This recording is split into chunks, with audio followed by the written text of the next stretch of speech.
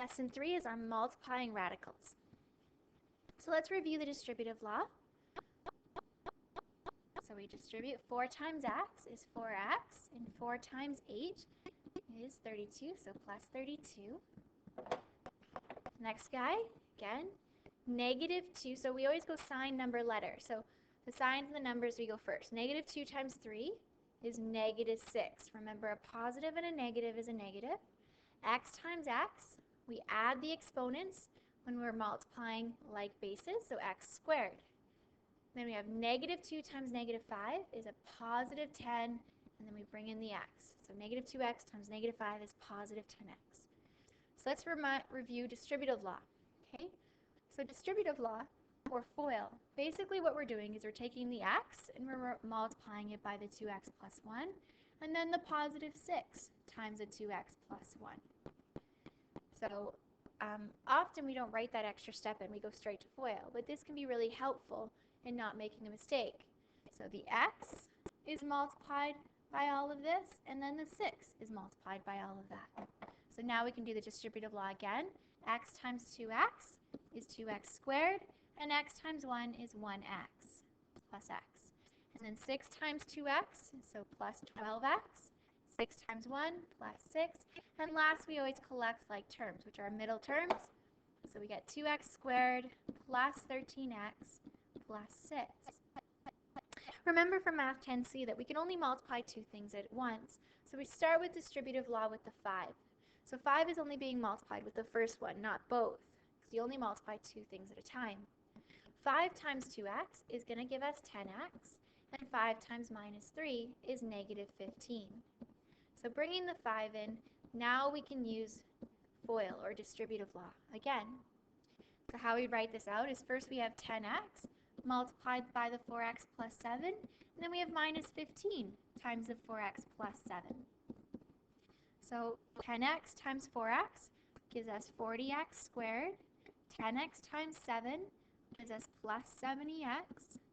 Negative 15 times 4 is negative 60. So knowing your times tables makes it a lot faster.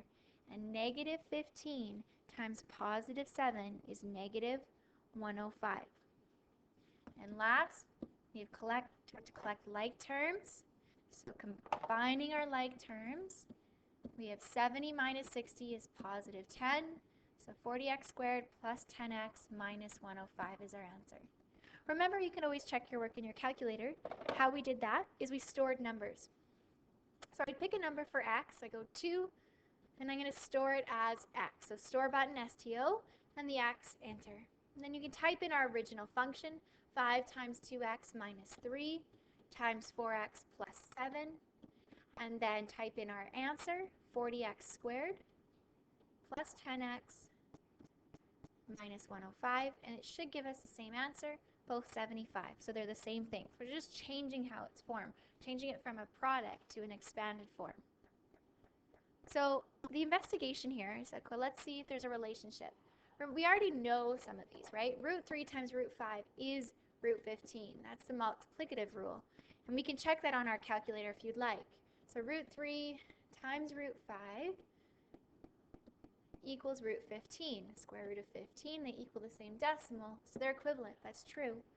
Root 2 times root 6 equals root 12. That's true. Now what's different is this situation. So 6 root 2 times 4 root 3, does that equal 24 root 6? So in my calculator, how I type that in, 6 root 2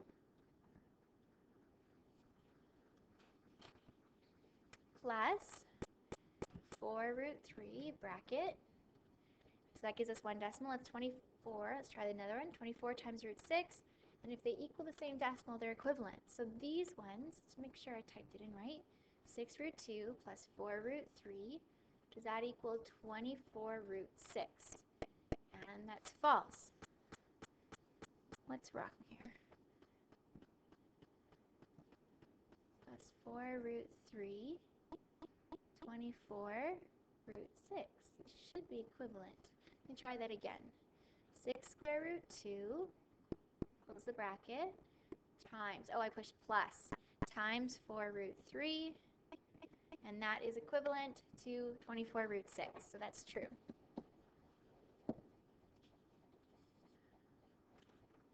Okay. Oh, what's going on here? Okay, something's going wrong with my computer. Just 1 second. Delete. Okay, let's go away. Delete. Let's pause 1 second. All right, that's better. So let's try the next one. So just a little clue here. So notice how 6 times 4 equals 24, and root 2 times root 3 equals root 6. And so we multiply radicals with radicals, and we multiply coefficients with coefficients. Now in the next one, our indexes aren't the same, and so we can't multiply. So that's going to be false. I'm not going to type that in. The indexes must be the same. So 2 times negative 4, is that negative 8? Yes. And root 5 times root 3, is that root 15? Yes.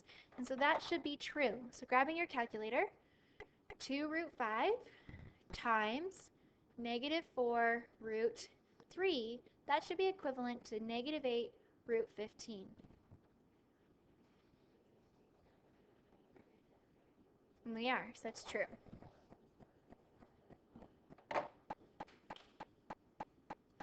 Okay, and the last one.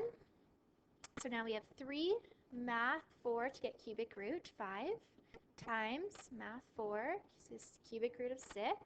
Does that equal to 3 cubic root of 30? Yes, those are equivalent. So as long as the indexes are the same, we can multiply. The coefficient's not seen as 1. So 3 times 1 is 3. Root 5 times root 6 is root 30. So that's true. So based on the results from A to F, write a rule to describe the process of multiplying radicals. So radicals with the same index. So it has to have the same index. So how do we multiply them? Well, we multiply the coefficients together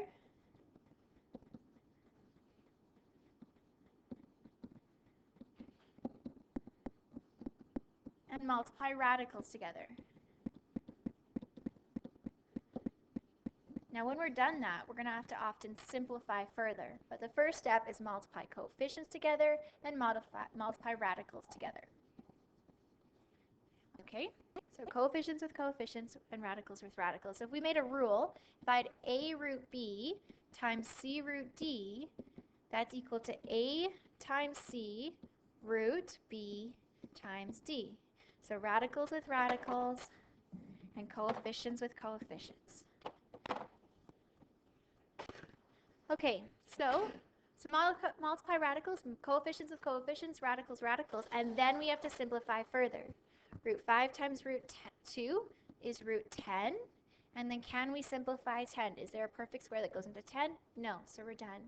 Root 6 times root 6 is root 36, and what's the square root of 6? Or 36, it's just 6. So next guy, 2 times 4 is 8. 5 times 6 gives you square root of 30. So is there a perfect, so looking at the factors of 30, so ignoring 1 and 30, 2 and 15, 3, 10. We also have 5 and 6. Is there a perfect square that goes into 30? The answer is no, so we can't simplify further. We're done. So again, coefficient with coefficient. So negative 5 times 3 is negative 15. Root 3 times root 3 is root 9. Well, what's the square root of 9? It's just 3. So negative 15 times 3 is negative 45. All right, if we see a square, we have to multiply it by itself, or root 4 root 5 times 4 root 5. So we're squaring each one. Okay, so 4 times 5, or 4 squared, is 16. Root 5 times root 5 is root 25. And what's root 25? It's just 5. 16 times 5 is equal to, I should know this, 30, 50, 80. 80. There's our answer. Okay, so when a radical is squared, remember the root 5 times root 5 is just equal to 5. And why is that? Well, remember the radical and the square cancel each other out. So we just, root 5 squared is just 5. So next one, negative 7 times negative 7, 2 negatives gives us a positive 49. Square root 3 times 7 is 21. And looking at the factors of 21, is there a perfect square That's a factor of 21. No, so we're done. That's fully simplified. Okay, root x times root x is root x squared or just x. Just recording a video. 8 times 9 is 72, so coefficient with coefficient. And then root a times root a is root a squared or just a. 2 times 5 gives you 10. Square root of x times y is xy. So Michaela and Richard are terming the radical product of 2 root 8 times 5 root 12. Michaela multiplies the coefficients and multiplies the radicals and then converts the answer to simplest form. Show her method. So first she goes 2 root 8 times 5 root 12. So 2 times 5 equals 10. And then 8 times 12. Just take a seat, guys. 8 times 12.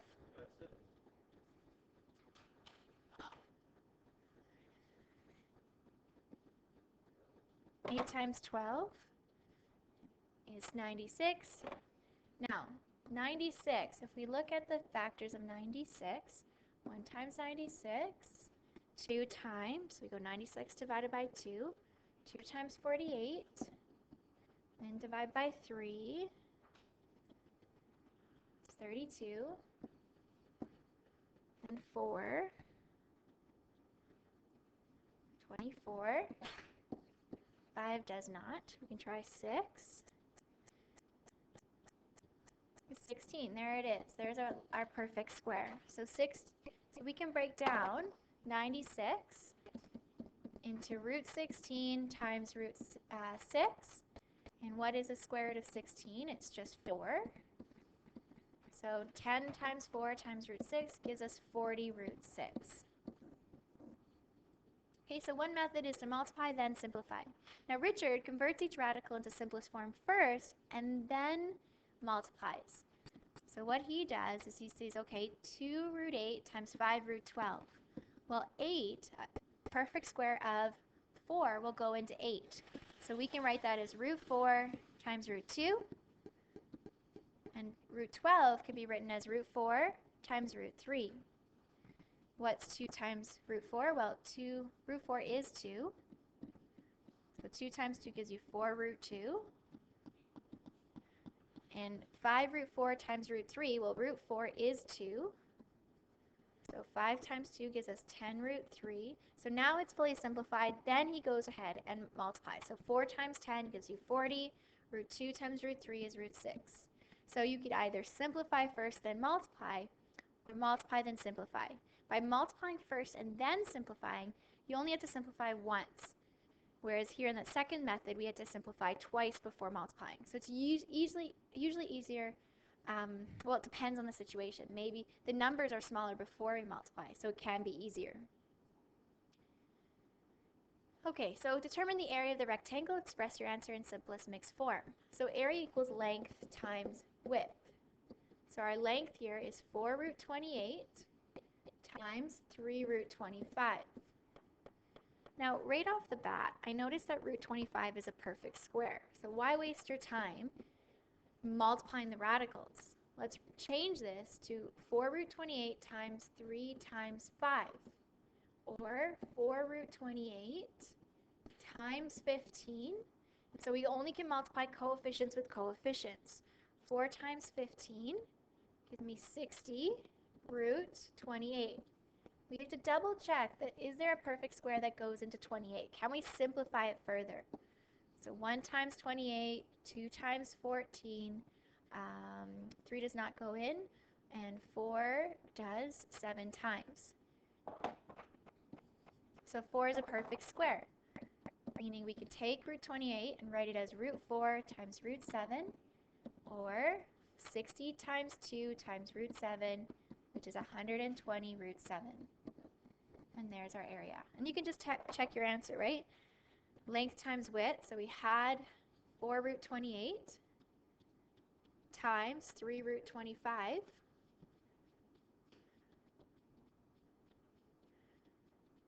Is that the same as 120 root 7?